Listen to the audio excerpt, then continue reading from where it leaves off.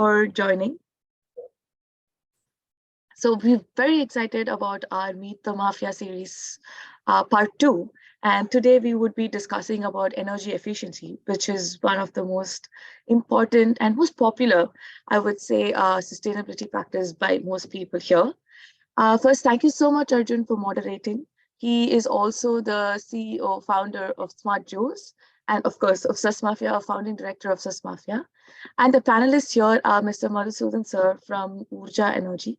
He's been a part of Mafia for quite some time now. We also have Mr. Satyanarayanan Seshadri, who's not just found one company, but multiple companies. But here, he would be representing Aspiration Energy. And we have Mr. Venugopal from EnergyHive. Without further ado, I'm going to pass the baton on to Arjun for you to start the panel itself, because I think this is a very important conversation to have. And a lot of people are here eagerly waiting for us to discuss this and to understand the latest trends and everything. Thank you so much, Arjun. Over to you.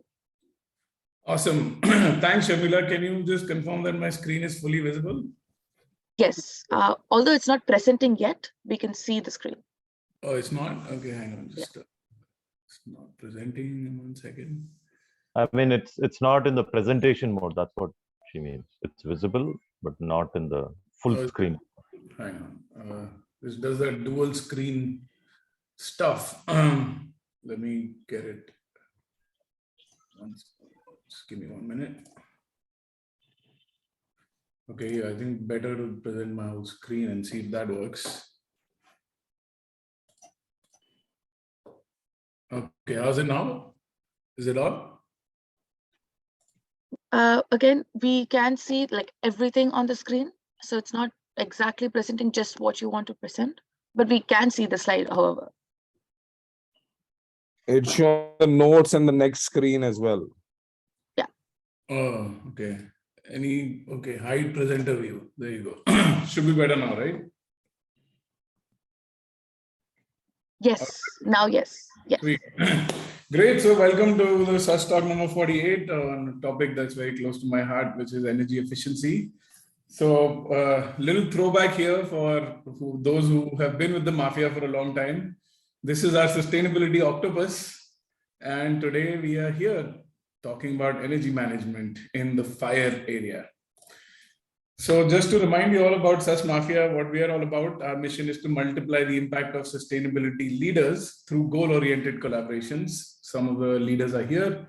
And our vision is to create 100 climate unicorns in India by 2030. So thanks to all of the people who collaborate to make this happen. Today we have really experienced and very innovative people on the panel. So very excited to talk to all of them. I know all of them personally, and they've been doing some amazing work in energy efficiency. So we'll get to hear a lot of their thoughts. I thought we'll do a little bit different this time. Instead of going into introductions and what people do, we'll talk specifically about some burning questions about energy efficiency. And before I do that, just like to introduce how people talk about energy efficiency, right? Energy efficiency is the first fuel. I'm sure a lot of us have heard that. It's the quickest way to decarbonize. It's a bottomless pit. You can keep doing more and more of it. And one of the things that I like a lot, which is a quote from Amory Lovins, it's a low-hanging fruit that keeps growing back, because we keep moving the needle on how much efficiency can be generated out of multiple processes. So that's what we're talking about today. One fact that maybe a lot of people don't know is that India is aiming to achieve 50% or more of our commitments of reduction in carbon intensity. So we have committed to the world that we'll reduce our carbon intensity by 45% by 2030. And out of that, 50% of the reduction is projected to come from energy efficiency. So that is a really huge target, and this is official Government of India target. So my first question to the panel is, why then do we not hear more about energy efficiency than any other climate action lever? If this is the most important projected way to achieve our national and global ambitions, why do we not talk and hear more about energy efficiency? So I'll open that question up. Maybe Madhu can kick us off first. Madhu.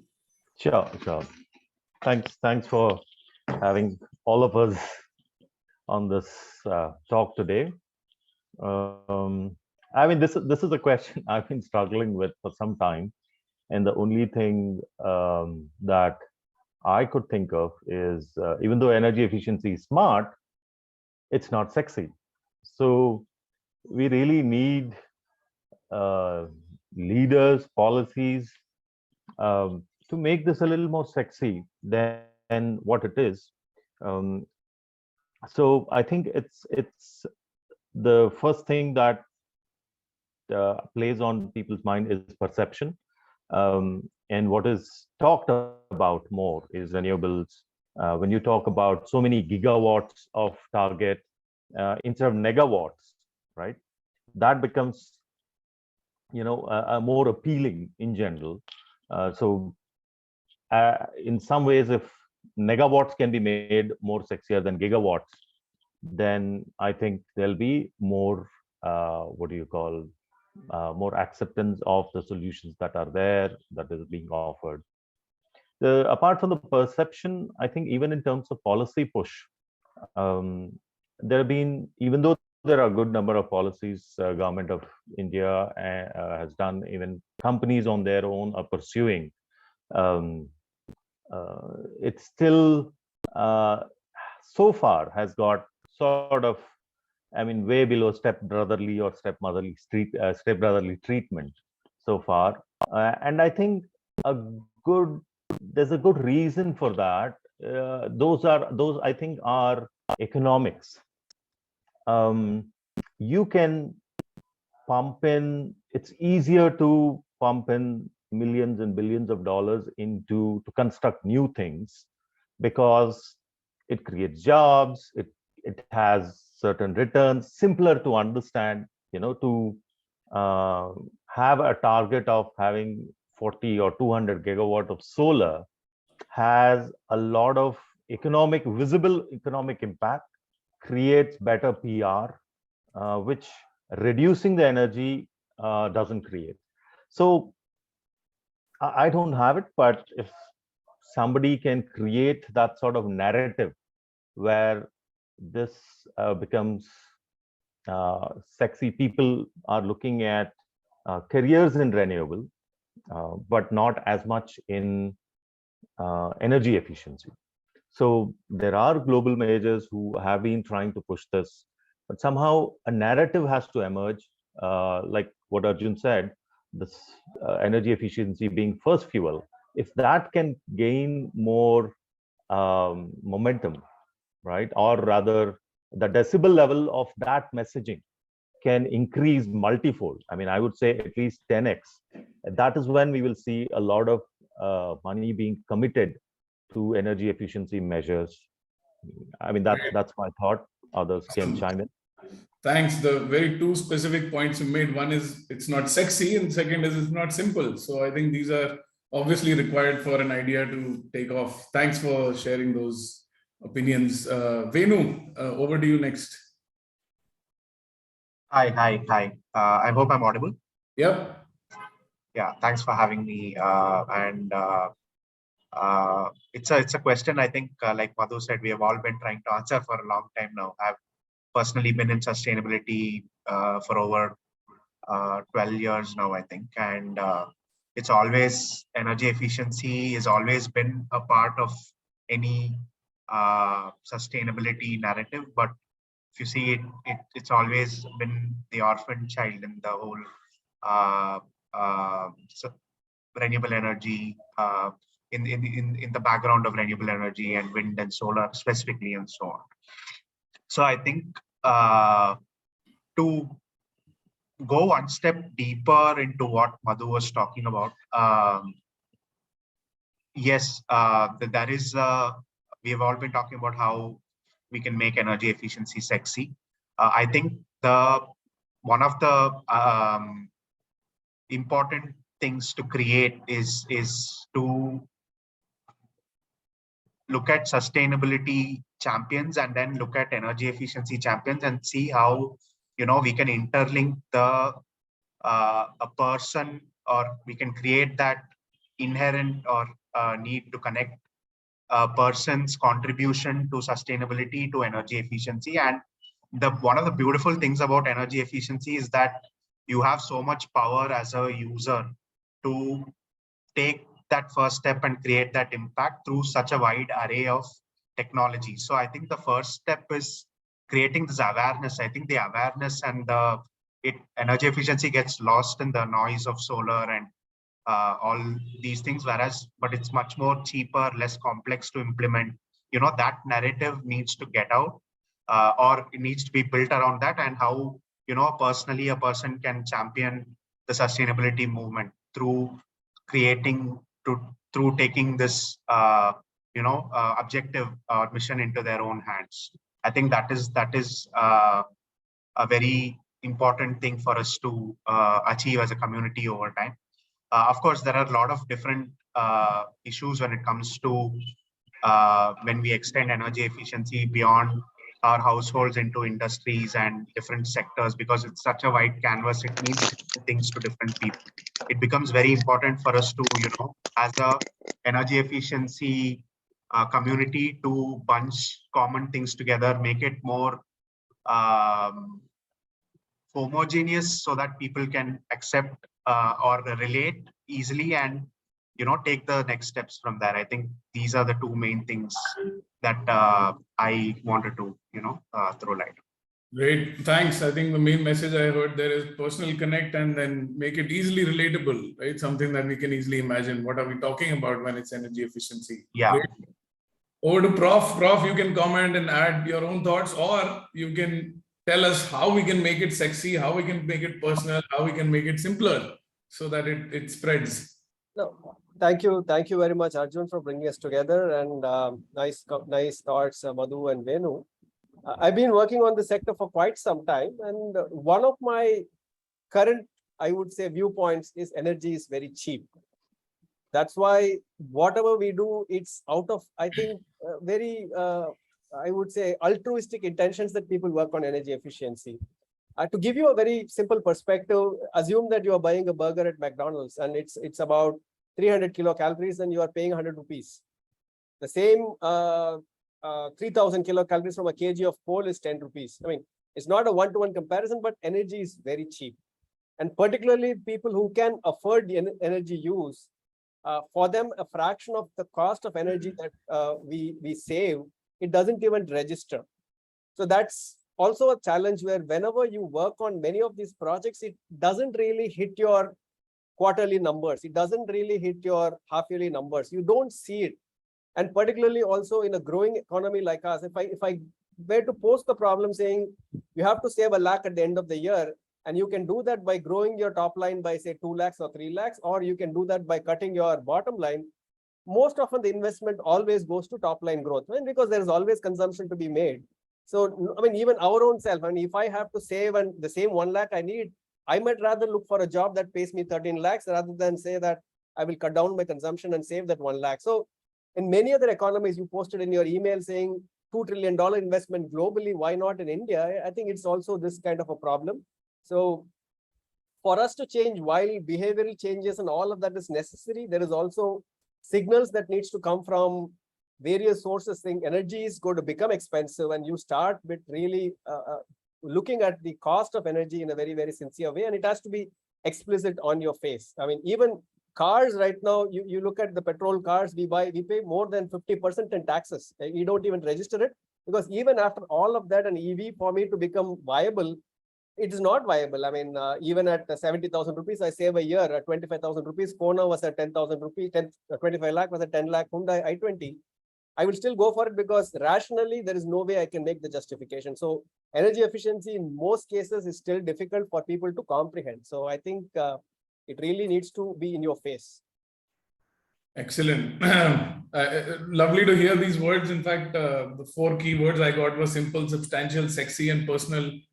And in fact, 2 of those words appear in the things that we try to do here in Smart Joules. We are sexy being one of them, is it? Sexy is being one of them. not yet. Is it? It's simple, substantial, and profitable. Okay. But, yeah, seriously considering adding sexy to that list. Okay, let's move on to the next question. All right. So we talked about why do we not hear more about energy efficiency. This is a chart that has been floating around for a long time. And this hits at the core economics of energy efficiency, right? This shows that the cheapest source of energy is actually efficiency. It's cheaper than wind, it's cheaper than gas, it's cheaper than coal, cheaper than solar. It's the cheapest way to meet your requirements for energy. It's to save and to consume less. So, you know, obviously we are driven by economics, right? Businesses are driven heavily by economics. So the question is then, why do businesses systematically underinvest in energy efficiency? Why does this happen? I think Professor Satya, you gave us a little bit of a hint here. You said, you know, people would rather invest in top line growth rather than cutting costs. So I'd like to hear some more, right? Why do businesses systematically underinvest in energy efficiency, even though it's the cheapest way to meet their energy needs? So maybe I can kick this off, where one of the reasons why we see that is energy efficiency requires a bit more systematic planning. For example, you run a pharma company and you suddenly see that your HVAC is not sufficient, while at design HVAC was working well. Now, the immediate goal for me is to augment capacity and increase so that my production goes on and then business as usual. So that's probably why, because we almost always are in a reaction to crisis mode. Wherever you go, whichever company, you hit your power demand and you have almost crossed the MD that is sanctioned, then you go and buy more power and you figure out that power needs to be cheaper. That's why you see all of those other things. Can I go buy solar? Can I go buy wind? Very, very few companies that have this whole strategic mindset, particularly large companies, some of them do, but many of them are in the mindset where I have to get through my current situation as of now. And this thought process leads to systematic, I would say, overcapacity, poorer efficiency, and it's a cycle that keeps on going. And you can do n number of energy audits, you know, but still they all know the answer. That's why they don't act on it. It's not like you're telling new things to them. So it's more or less saying, okay, I've known this, I can't do anymore. Right. I can relate to that inertia. Okay, this is something we've heard about, you know, we know this. I mean, we're not going to do it, but we know it. So let me ask Venu and Madhu, right? Let's take off from there, right? It's the cheapest thing and businesses know that they can do this, but they still don't do it, right? There's still systematic under action in the space. So from your experience of trying to sell energy efficiency solutions to businesses and, you know, talking to so many people who make decisions about these kind of things, why is this happening? So I think the question that you posed as in and you know, the remark that you made that businesses are very cost sensitive, but it is a conundrum as to why they still look at the that there is no, when they look at the energy buying or when they look at the utility buying, there is no focus on energy consumption. I think there is a big disconnect when it comes to making these decisions in the organizational structure that I've come across. For example, when a system is designed, right, the functional requirements are specified, like let's say temperature, heating, right, hot water required at so and so temperature and so on. Then there are these technical requirements are usually handled by you know, consultants and so on who specify the technical parameters. Over there is no energy overlay. There is the element of energy awareness or the mission to add an energy aspect to it has not come in yet at a big level when it comes to these businesses. Partially because I think there is also like a lack of awareness on the understanding that, you know, these utility equipment, more than 90% of their costs over the life cycle is energy, but they don't look at that because there is a very legacy mindset of low capex. So when the actual requirement goes from technical specifications to buying.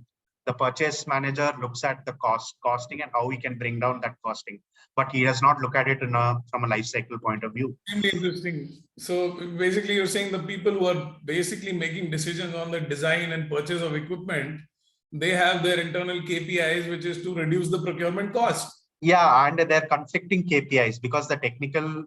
So there is a technical guy who wants to achieve his functional parameters, that the process should run at so and so, that room temperature should be maintained at so and so degrees, let's say. But when that translates to a BOQ or a tender, that aspect is not translated, because first I think there needs to be an energy intervention there, right? And that can only come at an organizational level when there is that awareness and an objective to look at this as a standalone system. And also, hey, realize that when you're buying this equipment, you don't look at it from an initial cost, but you look at it from a life cycle cost.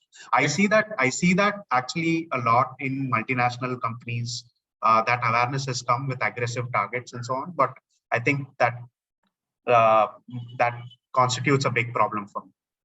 Great, awesome point. Madhu, anything to add? Yeah, I'll take that further in terms of decision making, but I would talk about it at, let's say, if I'm an Anand Mahindra or a Puneet Dalmia who has, let's say, committed that we will, as an organization, we would be net zero by 2030 or something, right?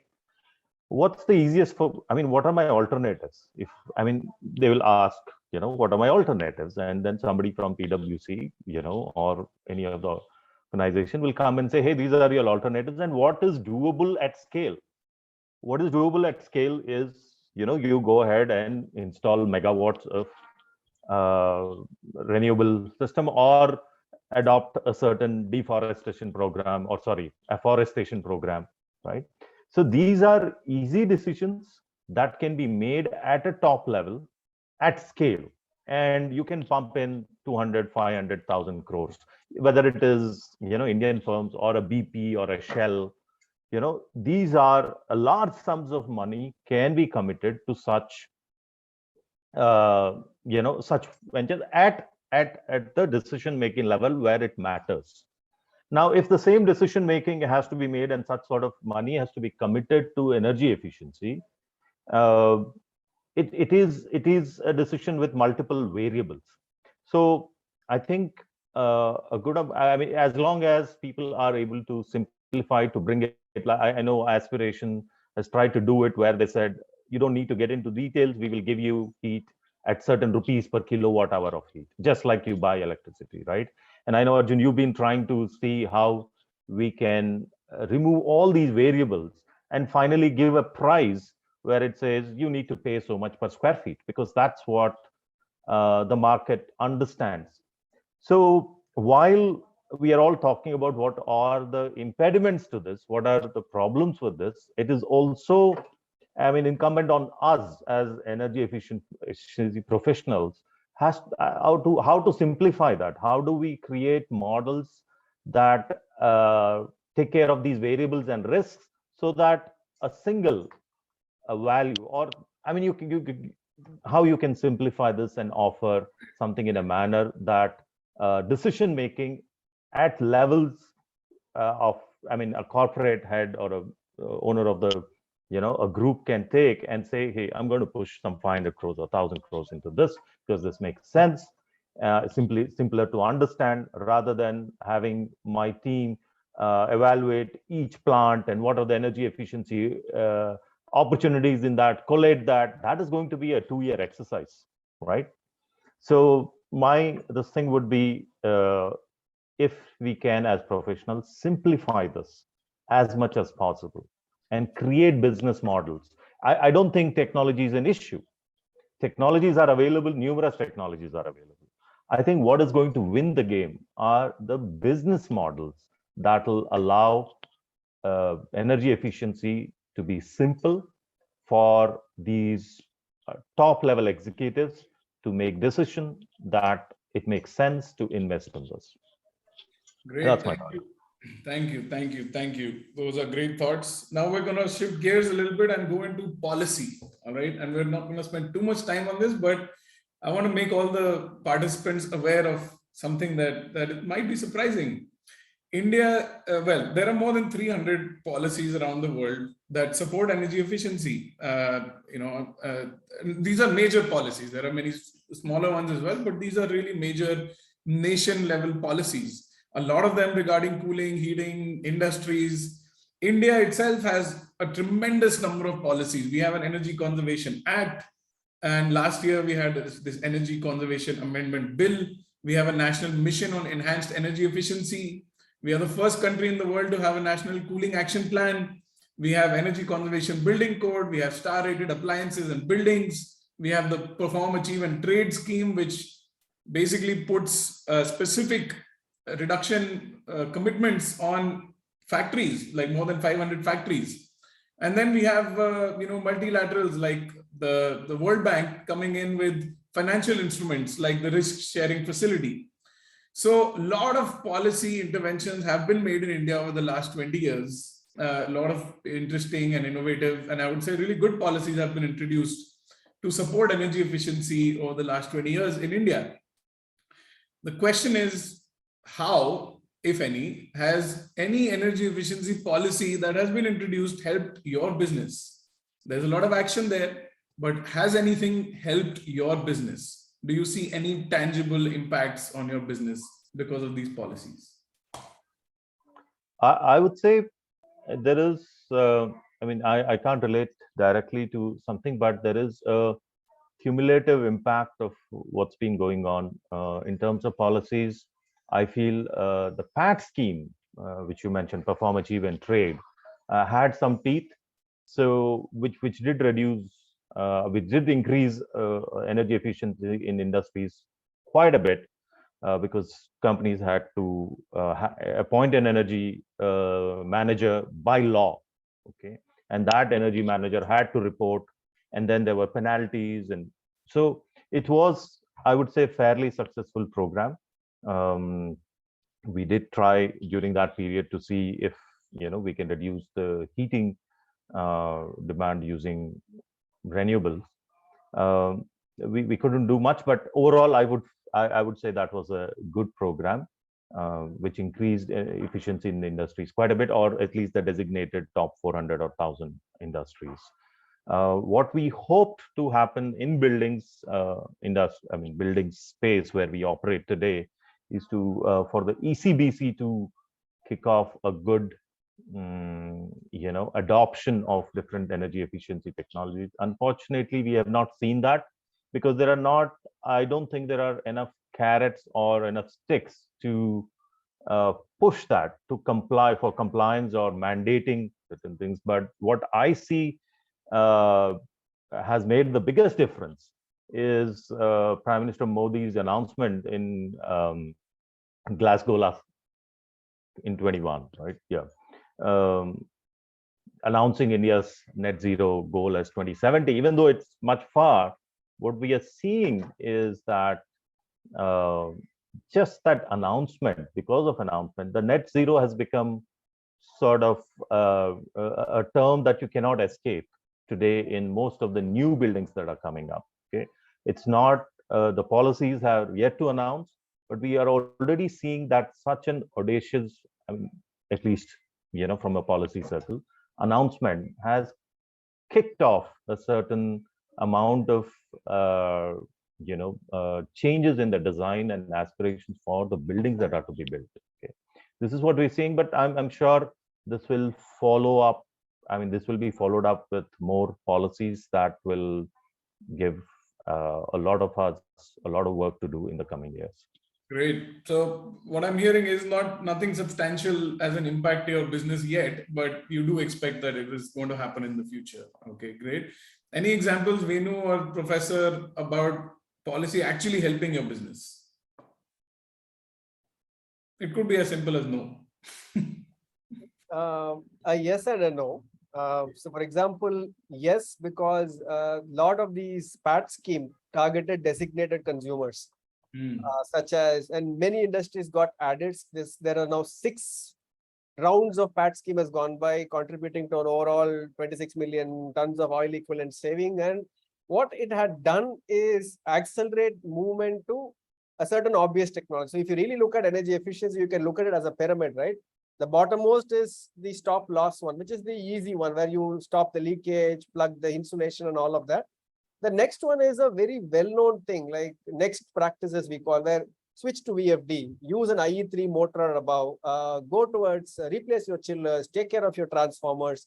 Those were addressed during the PAT scheme, particularly in sectors that were not heavy consumers. For example, irrespective of PAT scheme, consumers like cement and aluminum and all really achieved a lot because the raw material input, they were really squeezed for margin. In Indian cement or aluminum industry is one of the best. But textile industry, where we work a lot, where we saw that a lot of improvements happened in, say, lighting, in VFDs, in motors, in compressors. So that's kind of the middle level. Now, what we are trying to look at is a larger gain to be adopted through the best practices. For example, heat pumps is something that I work on, and I know textile industry has a lot of opportunity. But then going back to my first point, energy is very cheap. So you can't go to a efficient technology just because it's efficient. There is an economic aspect of it. And when your current baseline is so cheap, wasteful consumption in certain capital cases, where there is a capital change required, that has not been addressed. And that still remains so because energy efficiency as a project is not bankable. It has to be funded on the vendor's balance sheet, or it has to be funded on the implementer's balance sheet. Unlike solar PV, where the project itself is bankable, many of the energy efficiency projects are not bankable. So we are still in that situation where we have small vendors of energy efficiency across the country. No big player says that I have a huge balance sheet and I can take the risk or ownership. This goes back to the company which says, I do not trust these people, so I will only do small steps, 3 lakh, 5 lakh. So it is very scattered and it's a very, very, I would say, early stage, maybe chaotic market. Great, thanks. I think the one thing you said is that you have seen some action because of the PAT scheme, and that's really, really positive. And I think that probably because that's mandates, right? The individual factories with specific mandates. So, that's a direction that policy should learn from. Some success we have seen already. Venu, anything to say about this? Not much. I just broadly tend to agree that while the PAT scheme has created, some sort of let's say movement towards this. I was reading in a report recently, I think ADB issued it, that even the PAT targets are not aggressive enough when it comes to, and they were very easily achieved by a lot of these target industries. And adding one step to one more step to what Satya was saying, I think there is a I'm not sure if I fully agree that there are it is still not bankable, because what I see is the opposite. There are a lot of projects where there are economics are very good and go beyond the typical replace your VFD, fit in a VFD sort of solutions. So broadly, yes, the very small trickle down effect, but I feel a lot of aggression, and it's very important to create a monitoring and implementation structure, which is where I think the big disconnect is happening. And also, like we said, energy efficiency is a wide canvas. It means different things for different industries. And I think that's where also they have also struggled. Like, for example, in the automobile sector, they couldn't homogenize energy benchmarks, which I think are very important, to creating a standard or creating a target, common target. Yeah. Great. Thanks for all your comments. So we'll go on. I did have a question related to this. Well, before that, let me just share a little bit more statistic about energy efficiency investments around the world. Basically, since 2015, we have seen more than $2 trillion invested in energy efficiency. That is a lot of money, probably more than renewables put together. So, there's some good news globally. There's a lot of action, a lot of focus here. And this map is showing some companies around the world that have attracted either venture capital or private equity investment. You see a long list of companies in the US. Some of them have raised more than $400 million for a single company.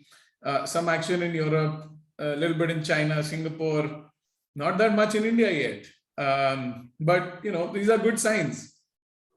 I had a question, why have we not seen this happen in India? But I think we've spoken about that during this conversation, and what needs to happen to make it simpler, more substantial, sexier, and have business model innovation. So I'm going to skip those questions, and I'm going to come to focusing on you guys, right? You guys are champions of energy efficiency, and hopefully some of the companies that would show up on this map very soon. So Madhu, if you can very quickly take us through some of these questions, right? Very, very quickly. Why did you choose to work on energy efficiency, right? And if we want to take away something about you from this call, all the people on this call, what should it be? What is your superpower? And a little bit about your journey, right? How long have you been working on energy efficiency? What is the impact you've made till date? And looking forward till 2030, what is your target? What do you hope to achieve? And if there's anything specific for this year, 2023. So if you can talk about these things pretty quickly, and we'll move on to everybody to talk about the same things, and we'll fill this up so that everybody knows you better. Madhu. Sure. Thanks. I like the green fedora. I think we should try to see if we can all as mafiosos order that and get it. I really like it. Anyway, why did I choose energy efficiency? I mean, I didn't choose. I basically wandered into it. What I chose was to work in the space of heating and cooling. I mean, my logic at that time was humanity's more than 50% of the primary energy consumed by humanity is for heating and cooling needs. So obviously something can be done here, right? And I started actually with the renewables in heating and cooling. So solar heating, solar cooling, but soon realized that those are not economically viable, and then veered towards energy efficiency. And so we started with something called radiant cooling. Over a period of time, moved into geothermal and other energy efficient systems. We kept adding to our portfolio, where we now have a good portfolio of technologies that we use to deliver a turnkey cooling or a heating solution for buildings. Great. When have you been at it since? Since 2012. Amazing. 10 years of commitment. And how would you say your impact till date? Do you have some numbers or metrics around this? I absolutely don't have any numbers in terms of CO2 reduced or anything like that. But what I would say is, yes, I mean, we've been able to make a lot of buildings more efficient. We've done more than 50 large projects so far. Oh, great. Awesome. Yeah. Any targets for 2030 specific? No, at this point, no. Okay. Anything for this year that maybe the community can think about as they see? So yes. So what my immediate target is to bring efficiency into public infrastructure space. The reason why I say this is as we evolve as society and aspire to become a developed nation at some point, pretty soon, I guess. My thought is it needs to be a more egalitarian society. And if you have today airports which are air conditioned, private hospitals and schools which are air conditioned, but you have a large section of the society that is not able to get comfort in, let's say they're going to a bus stand, ISBT, railway station, whatever it is, or government school or government hospital. I think as a society, we are not evolving in a right direction. So, but cooling, I mean, we need more cooling than any other developed country would ever need, right? Because we are below, most of the countries below the Tropic of Cancer, right? So our loads are higher. So if we are trying to adopt what has been followed in the past, developed by countries where loads are less, I don't think we will find the right answers. So low energy cooling systems, simpler cooling systems that can provide comfort, which also changes the definition, not being 24 degrees centigrade, but 26 to 30 degrees as an acceptable temperature for public infra buildings that are coming up. So that's my immediate. Great. And something personal, like what is your superpower? What are you really, really good at? Like people can come and ask you for help.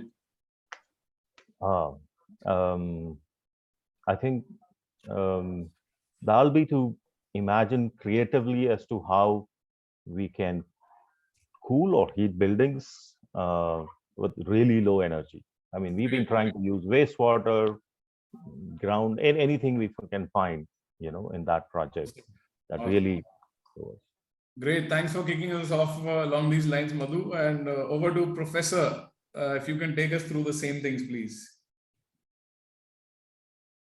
So why did you start working on this? Yeah, sure. So I like Madhu did. I did also wander into the energy space. My PhD was in air pollution, so kind of a related space, and that's why my lab is still called the Energy and Emission Lab. So I've been working in this space since 2008. Got into the first wave of reducing dirtiness of coal, called the clean coal. Whole set of people started talking about clean coal, and thereon I wandered into the topic called waste heat recovery, where I spent a lot of time with high energy consumers such as cement, steel, and all of that to really recover the waste heat. So I also commissioned one of India's lowest temperature waste heat recovery plant in Pepsi plant in Punjab. But then what I also realized is energy efficiency is far less widespread. Did travel quite a bit on a lot of process industries, identifying opportunities for waste heat recovery. And that's where I learned that there's so many things that needs to be done before even waste heat recovery could even come there. Because waste heat recovery in my pyramid, as I was talking to you, it's way in the top, 6 year, 7 year paybacks. And nobody's going to get there unless you do so many other things. So that's how I did. And for a while, I was looking at process industry, where I spent, as you know, quite a bit of time in the industry. So their process heating picked my attention, where a lot of wasteful energy purely from an academic perspective, you're burning such a high grade fuel like coal or diesel or petrol or the kerosene and generating hot water at 70 or 80 degrees C. To me, that was a crime. And that's when I got into heat pumps as a technology, which could potentially bridge that gap. Thereupon, I started working on looking at places where high-grade energy should not be used for wasteful purposes. That has been the one thing that I've been doing. And so far, if you ask the impact till date, I would say more than 7 megawatts of such conversion I have made through heat pumps. But I think that's just the tip of the iceberg. India itself, at the minimum, has almost 12 to 13,000 crore worth of heating that is done using such wasteful approaches. And my real target is to do a dent in getting heating on the grid as much as possible, because I think only when everything comes on the grid, there will be more accountability, there will be more measurement possible, and energy efficiency can be done and tackled much more and do that in the most efficient way. So I say fire your boiler and use the most efficient source to fire your boiler. So that's kind of what I really want to look at. And that's been what we have been doing. We've gone to 120-degree heat pump. Soon we will get into 180-degree heat pump. So essentially, any process that that requires heating less than that 180 degrees C should not be using a boiler, should be rather using energy from the grid in the most efficient way. That's kind of what I am looking at. Great. And thanks, you covered most of the questions. If you could also address the superpower question, what should people know you as and come to you for?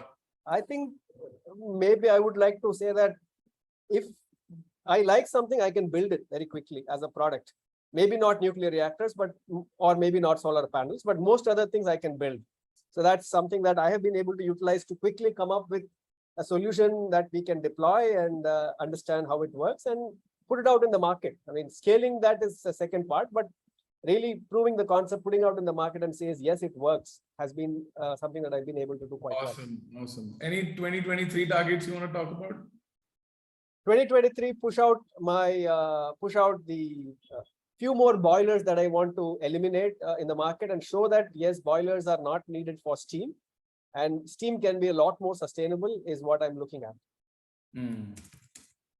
Perfect. Thank you. That gives a good understanding of you. All right, Venu, over to you for a very rapid walkthrough of this. Thanks for the hat. It's an interesting idea for me, I think. So just energy efficiency, been around in sustainable energy for 10, 12 years now, and realize that there is a lot more control in the user's hands, the when it comes to regulating energy use and more energy security and so on. Also, that the amount of impact possible, India is like the third largest emitter if we look today, and industrial energy accounts for more than 30–40% of the emissions. And this is an area of high impact. So that has been one of the reasons for me, gravitating towards the sector. So when it comes to what I want to do, and the rest of the things flow from there, is that like we were talking about earlier, create the awareness and create a movement when we're talking about that. So my target for 2030 is to create indirectly and directly through myself, create 1 million sustainability champions, and as a part of that, 200,000 energy efficiency champions through a community that I want to build. And my target for 2023 follows from there, where I want to, the 0 to 1 step I want to take towards building the first 50 to 100,000 sustainability champions, and 20% of that I think should be my energy efficiency target as well. A lot of this comes down to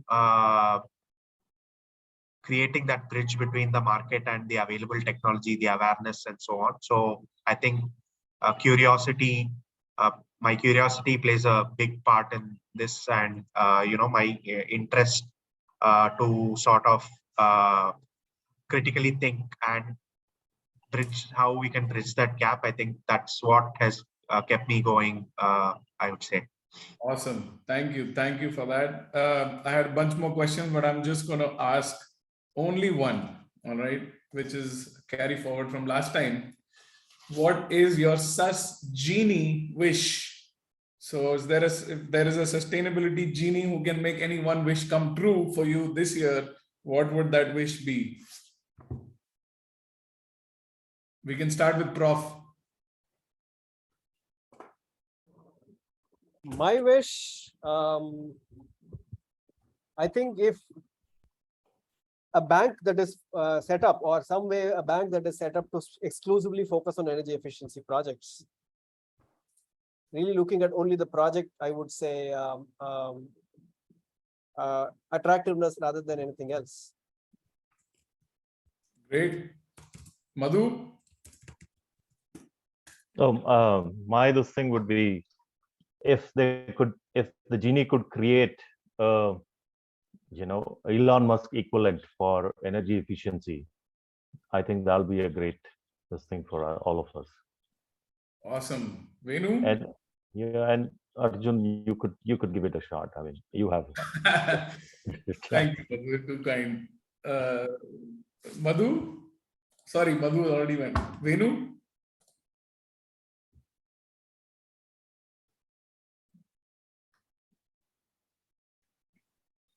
Okay, I think maybe some lag in the... You're on mute, Venu. Oh, okay. Yeah, sorry.